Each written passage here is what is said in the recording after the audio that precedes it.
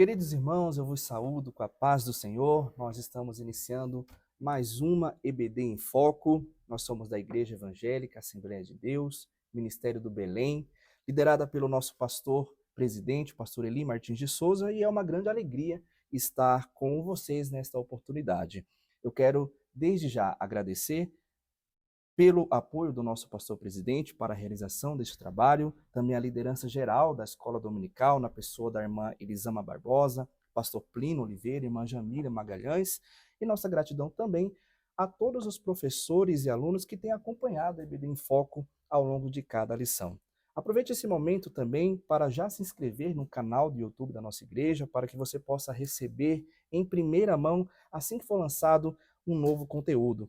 E hoje eu tenho a alegria e o privilégio de estar com o pastor Eliano Pires, que é docente de nossa escola dominical, professor aqui da classe dos adultos, uma referência para nós na área do ensino, que estará comentando a lição de hoje. Pastor Eliano, seja muito bem-vindo, que honra. Pai do Senhor, pastor Janderson, muito obrigado pelo convite. É uma honra estar ao lado do Senhor nesta pré-aula da nossa escola bíblica dominical. Glória a Deus. Meus irmãos, então hoje nós vamos dar continuidade ao nosso estudo a respeito da temática corpo, alma e espírito, a restauração integral do ser humano para chegar à estatura completa de Cristo. Nós estamos agora no quarto trimestre de 2025 e hoje será comentada a lição de número 6, que tem por tema a consciência, o tribunal interior.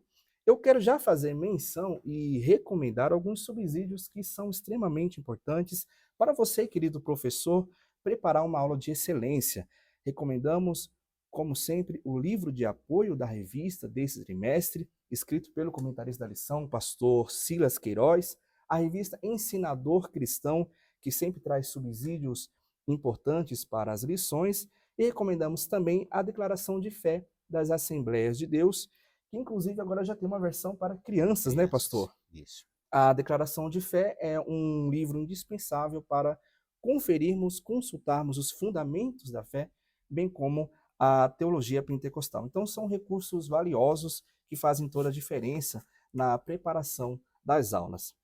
Meus irmãos, vamos então para os objetivos da lição de hoje.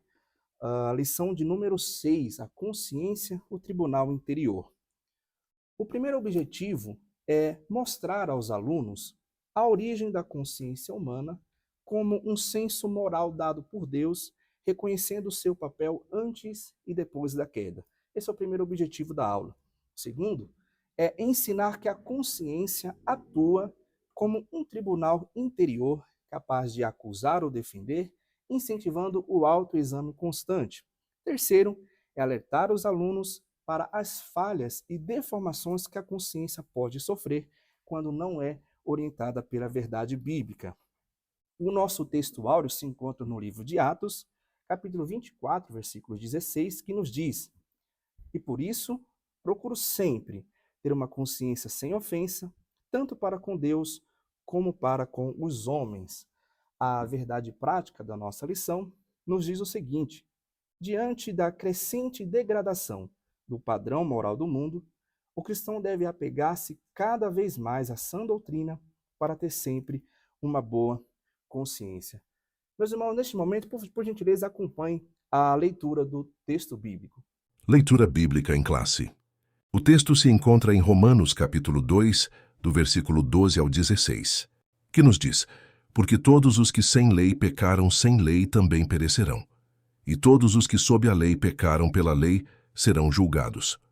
Porque os que ouvem a lei são justos diante de Deus, mas os que praticam a lei hão de ser justificados. Porque quando os gentios que não têm lei fazem naturalmente as coisas que são da lei, não tendo eles lei, para si mesmos são lei, os quais mostram a obra da lei escrita no seu coração, testificando juntamente a sua consciência e os seus pensamentos, quer acusando-os, quer defendendo-os no dia em que Deus há de julgar os segredos dos homens, por Jesus Cristo, segundo o meu evangelho." Maravilha!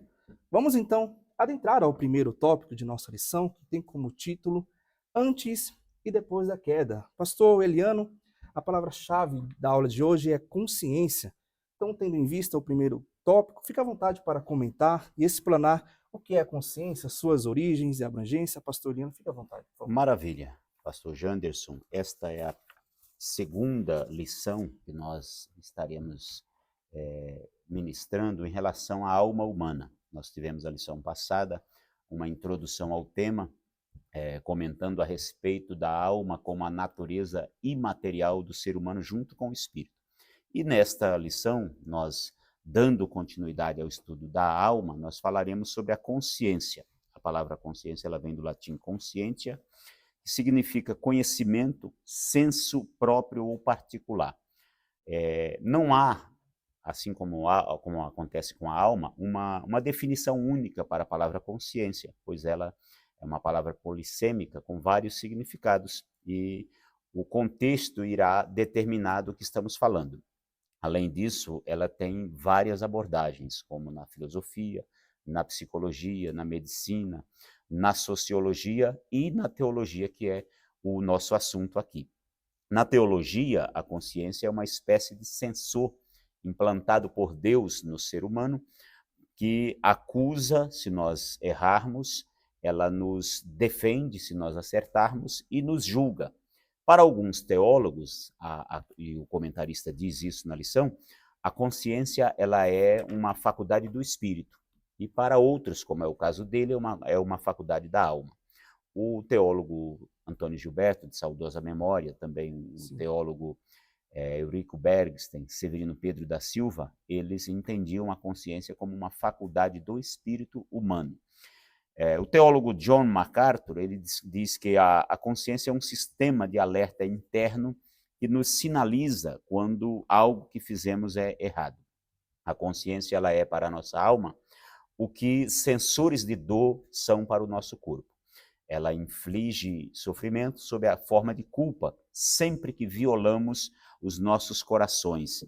E ela diz, sempre que violamos o que os nossos corações dizem ser o certo.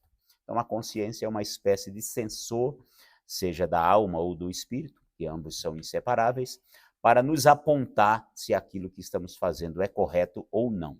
É importante sabermos que até as pessoas que não temem a Deus, elas também têm dentro de si essa consciência, embora, nesse caso, ela pode estar deturpada e até mesmo cauterizada. Então, nessa lição, nós vamos tratar a respeito da consciência. No primeiro tópico, conforme mencionado aqui pelo pastor Janderson, a consciência antes e depois da queda.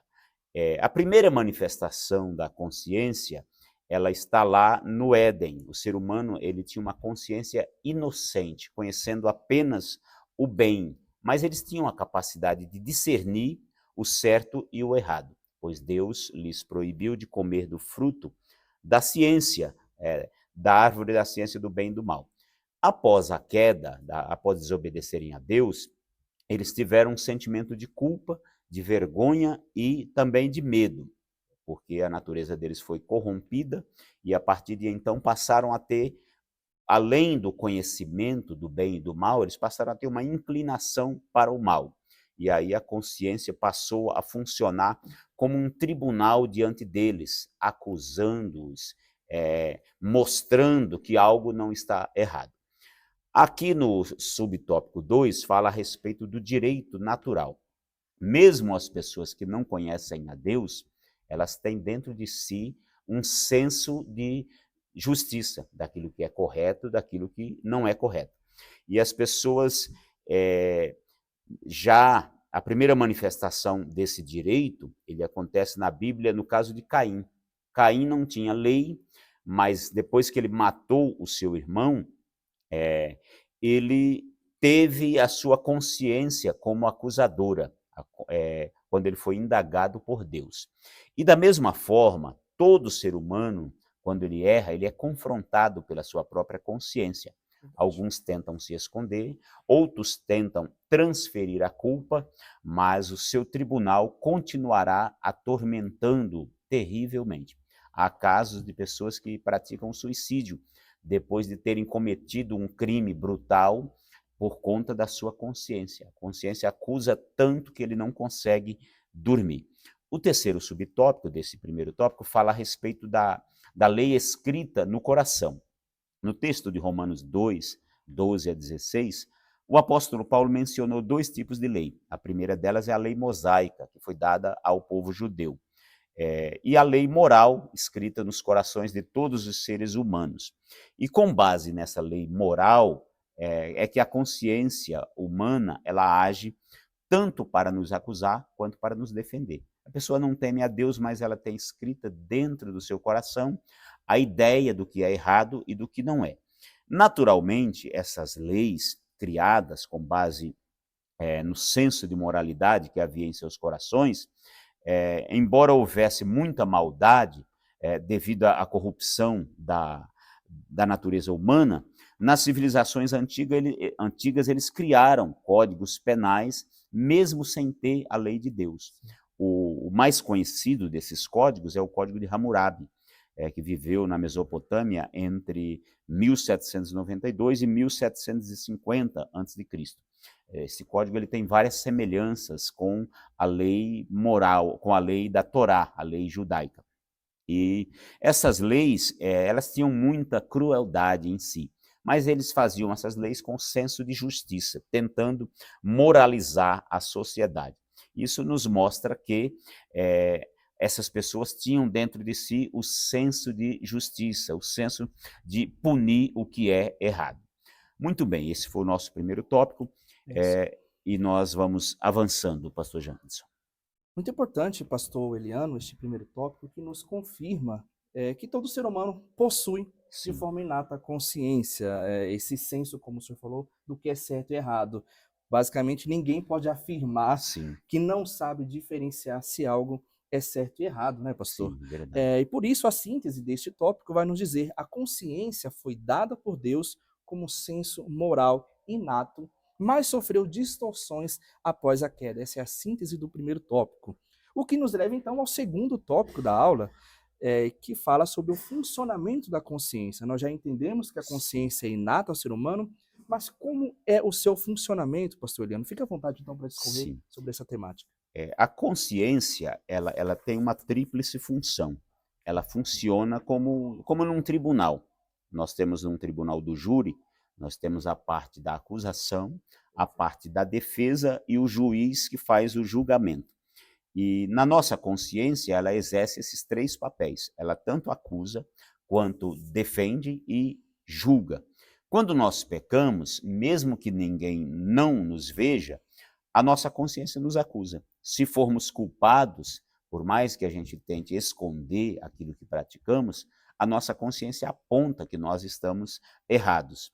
E quando somos acusados injustamente, a consciência nos defende, nos tranquiliza.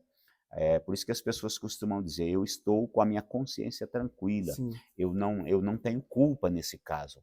E há, no direito, eles têm até mecanismos para identificar os movimentos do corpo, dos olhos, a forma que a pessoa fala, para saber se há segurança no que a pessoa está falando. É verdade que alguns psicopatas, eles mentem friamente.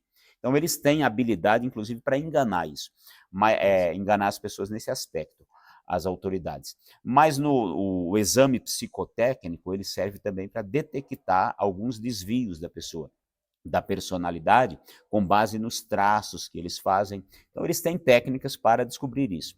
Mas mesmo essas pessoas que têm a habilidade para fingir, para mentir, dentro de si eles têm uma consciência que os acusa, a não ser que essa consciência já tenha algum problema, conforme nós veremos mais adiante. Então, se Adão e Eva, depois que eles pecaram, eles tiveram a reprovação da própria consciência e tiveram vergonha da sua nudez. Veja, lá em Gênesis 3:7 diz o seguinte: então foram abertos os olhos de ambos e conheceram que estavam nus, e coseram folhas de figueiras e fizeram para si aventais. Também quando eles ouviram a voz de Deus, eles se sentiram incomodados. Ora, mas antes do pecado, eles já ouviam a voz de Deus diariamente. Por que eles não se incomodavam com a voz de Deus? Antes de pecarem, também eles não usavam roupas. Mas por que eles não se incomodaram? Porque eles não tinham pecado ainda. Então, quando pecaram, a consciência passou a acusá-los e a incomodá-los. Da mesma forma, o rei Davi, ele cometeu 2 pecados terríveis, que seriam punidos com a morte. foi o adultério com Batseba, e também ele arquitetou a morte do seu soldado Urias. Esse soldado Urias era um dos seus mais fiéis soldados. O soldado foi para a guerra e ele ficou com a mulher do soldado e ainda planejou a sua morte. Mandou uma carta pelo próprio Urias ao general Joabe e disse: coloca ele na frente da batalha para que ele morra. Então foram dois pecados terríveis. Mas quando ele foi confrontado pelo profeta Natã por causa desses pecados, ele escreveu o Salmo 51, no qual ele faz a confissão a Deus, pede perdão e pede também a restauração. E uma coisa interessante é que no início dessa oração, no Salmo 51, depois de pedir que Deus lhe perdoe, Davi disse: porque eu conheço as minhas transgressões e o meu pecado está sempre diante de mim. Numa outra ocasião, lá no Salmo 32, o mesmo Davi disse: quando eu guardei em silêncio, falando em relação ao pecado, envelheceram os meus ossos pelo meu bramido em todo o dia. O que isso nos ensina? Isso nos mostra que a sua consciência o acusava e o condenava pelos pecados horrendos que ele cometera, a ponto de trazer problemas à alma e ao corpo. Uma consciência pesada, ela traz sérios problemas espirituais, emocionais e até físicos, a não ser que ela já esteja defeituosa, como nós vamos falar no próximo tópico. A diferença que eu vejo entre Adão e Eva e Davi é uma diferença muito simples. Adão e Eva, quando confrontados pelo pecado, cada um deles colocou uma justificativa e uma desculpa. Deus chegou para Adão e disse: mas quem te mostrou que estava nu? Você comeu do fruto que eu proibi? Ele disse: a mulher que o Senhor me deu, ela me enganou, ela me deu e eu comi. Como se Eva tivesse colocado uma arma na cabeça dele e tivesse dito: come. Mas Eva só ofereceu, ele comeu. Da mesma forma, Eva, quando Deus falou com Eva, ela jogou a culpa para a serpente. Mas quando Deus usou Natã para falar com Davi, ele não colocou a culpa em ninguém, ele só disse: pequei. E quando ele disse pequei, o profeta lhe disse: também Deus já te perdoou. Que diferença, né, É pastor? uma diferença de um homem segundo o coração de Deus para uma pessoa que não teme a Deus ou que pelo menos tenta se esconder. Nunca tente se esconder de Deus, até porque ninguém consegue. Então eles deram vãs justificativas, conforme mostra aí o subtópico 2, cada um tentando esconder o seu pecado. Mas é impossível nos escondermos de um Deus que é onisciente. A palavra de Deus diz que ele conhece, antes que a palavra chegue à nossa boca, ele já sabe, e de longe ele entende o nosso pensamento. Então Davi, ele foi um homem segundo o coração de Deus, por não tentar culpar os outros pelo seu pecado. Em momento algum, ele disse assim: mas a culpada foi Batseba. Quem mandou ela ir se banhar num lugar público às vistas do rei? E algumas pessoas até vêm com esse argumento de dizer que ela foi culpada, que ela não era inocente, Tentam justificar, né? tentando justificar o pecado. Mas Davi não fez isso, embora ela tenha sua parcela de culpa, porque ela poderia ter evitado se banhar num local que pudesse ser vista pelo rei, mas isso não justifica também o pecado dele. E naquele tempo o rei era um comandante de batalha. Qual era o lugar que ele deveria estar? Na batalha. Mas ele ficou no palácio, passeando. E é um perigo quando o crente fica, em vez de trabalhar para o Senhor, fica passeando por aí, brincando com o pecado ou se expondo ao pecado. Então a consciência dele acusou, mas ele não jogou a culpa para os outros. Infelizmente, na atualidade, muitas pessoas têm também essa postura de Adão e Eva. As pessoas pecam e aí culpam o pastor, culpam o líder de jovens, culpam a dirigente do círculo de oração pelos próprios pecados. Mas além de não poderem enganar a própria consciência, um dia essas pessoas irão comparecer diante do justo juiz, que não aceita vãs justificativas. O terceiro subtópico desse ponto fala sobre o debate no tribunal. Em um tribunal, conforme eu já falei, acontece ali vários debates entre acusação e defesa, alguns até acalorados. O promotor quer porque quer que o réu seja condenado. E aí ele arrola testemunhas, ele busca provas para condenar. A defesa, por sua vez, busca testemunhas que possam corroborar com a defesa do seu cliente, buscam também documentos, provas que comprovem a sua inocência, ou que pelo menos possam diminuir a sua pena, ou que possa mostrar que o seu cliente é inocente. Mas em nossa mente acontece coisa semelhante. A consciência atua como um tribunal. E ali, dentro dos nossos pensamentos, que será o tema da próxima aula, acontecem ali batalhas entre a acusação Sim. e a defesa. De um lado, a nossa consciência nos acusa, do outro lado, nós tentamos buscar justificativas. Mas é importante nós sabermos, irmãos, que a lei moral escrita em nosso coração, ela servirá de base para a atuação da nossa consciência. Mas se formos culpados, a consciência irá nos acusar. Sim. Se formos inocentes, acusados injustamente por erros que não cometemos, ela irá nos absolver e também tranquilizar o nosso coração. Vejam o que diz o apóstolo Paulo, escrevendo aos Romanos. Ele disse o seguinte: os gentios mostram a lei escrita em seus corações, testificando juntamente a sua consciência e os seus pensamentos, quer acusando-os, quer defendendo-os. Romanos 2,15. Isso vale para aqueles que não conhecem a palavra de Deus. As pessoas não vão poder chegar diante de Deus e alegar que não o conheciam. Aliás, na própria lei brasileira, você não pode alegar desconhecimento da lei para justificar seus crimes. Você não pode dizer assim, não, eu pratiquei esse crime porque eu não sabia. Não, isso não vale como justificativa. Embora você não tenha a obrigação de conhecer a lei, mas se você não conhece, você vai responder pelos seus crimes da mesma forma. Você falar, não, eu roubei alguém, mas eu não sabia que era errado. O juiz vai dizer, isso é um problema seu. Independente, né? Independente disso, você violou a lei e será julgado por isso. Da mesma forma, diante de Deus. Deus vai mostrar, abrir a nossa consciência e vai dizer, eu não conhecia a palavra de Deus, quando você disser isso. Mas Deus vai dizer, na sua consciência, no seu coração estava escrita a lei moral e você tinha consciência de que isso era errado e mesmo assim praticou. Então não haverá diante de Deus nenhuma justificativa, pastor Janderson. Perfeito. Meus irmãos, nós estamos concluindo o segundo tópico da aula, que nos deixou muito claro como funciona a nossa consciência. Como diz a nossa síntese, a consciência atua como um tribunal interior que acusa, defende e julga nossas atitudes diante de Deus e dos homens. É uma abordagem extremamente prática, né, pastor Eliano? Porque a todo momento nós vivemos esse tribunal interior em nossa vida. Quando praticamos algo errado, algo dentro de nós está apontando para isso. Ninguém pode afirmar que isso não existe. É assim que funciona a nossa consciência. Porém, para concluir esse tópico, vai falar que a nossa consciência é falível. Pastor Eliano, então a nossa consciência pode falhar? Essa é uma realidade. Por que isso acontece? Pastor, fique à vontade para abordar sobre a falência, né? A parte falível da nossa consciência. Verdade. A nossa consciência, lá no Éden, nós fomos criados perfeitos. Então, lá ela funcionava perfeitamente. Por quê? Porque ela não havia sido contaminada pelo pecado. Então, a consciência de Adão e Eva antes do pecado, ela era diferente da nossa hoje.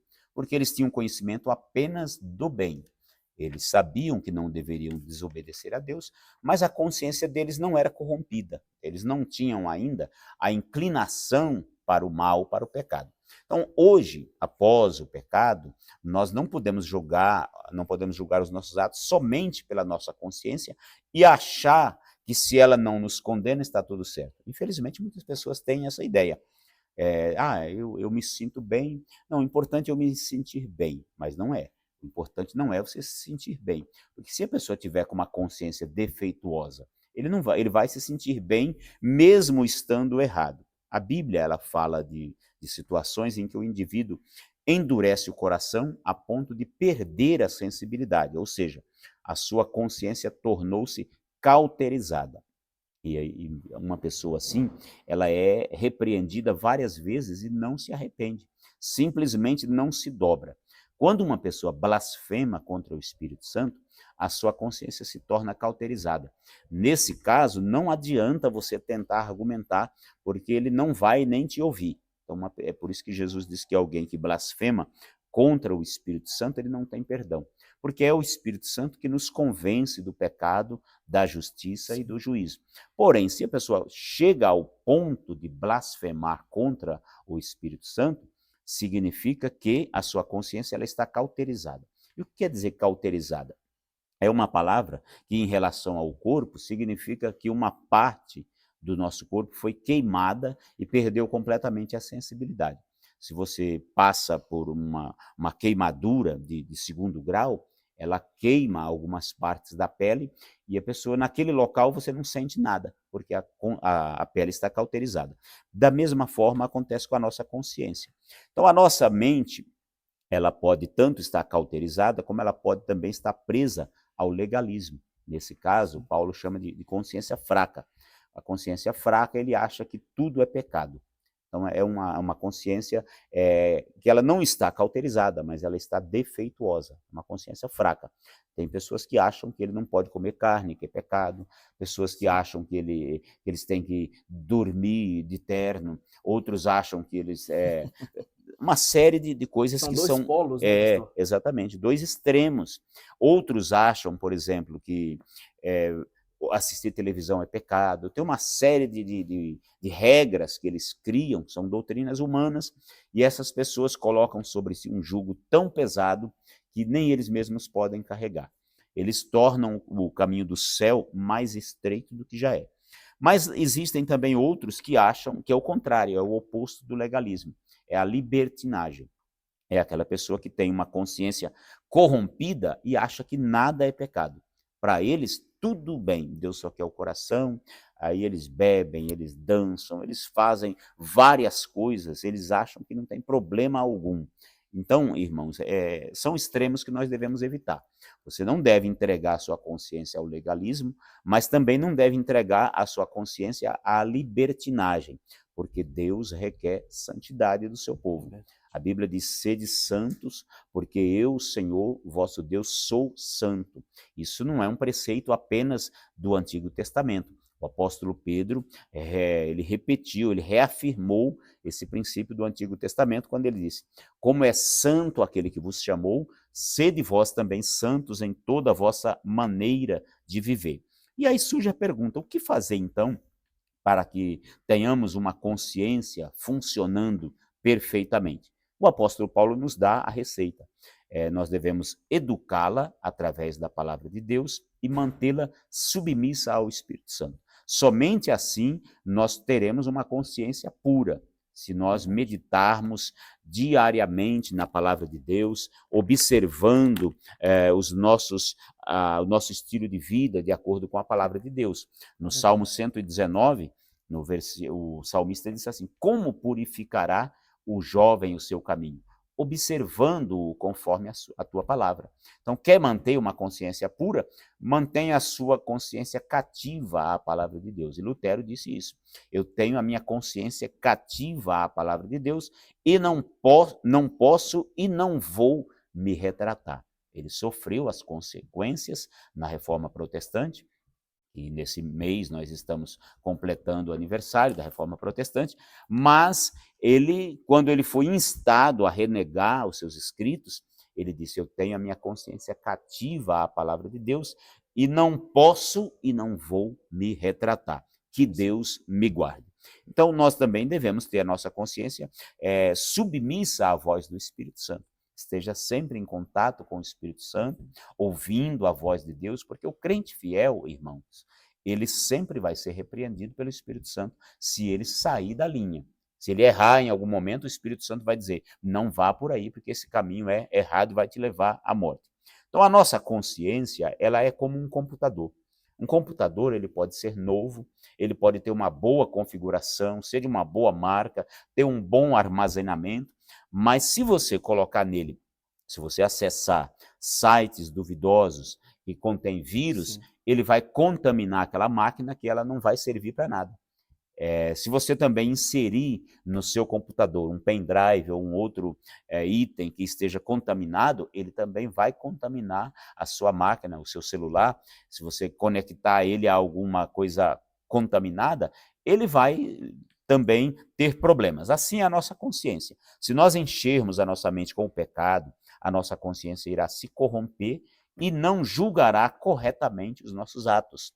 Por isso precisamos encher a nossa mente com a palavra de Deus, com a oração, buscar estar sempre em comunhão com o Espírito Santo, para assim manter uma consciência pura. O subtópico 2 fala sobre Deus, o justo juiz.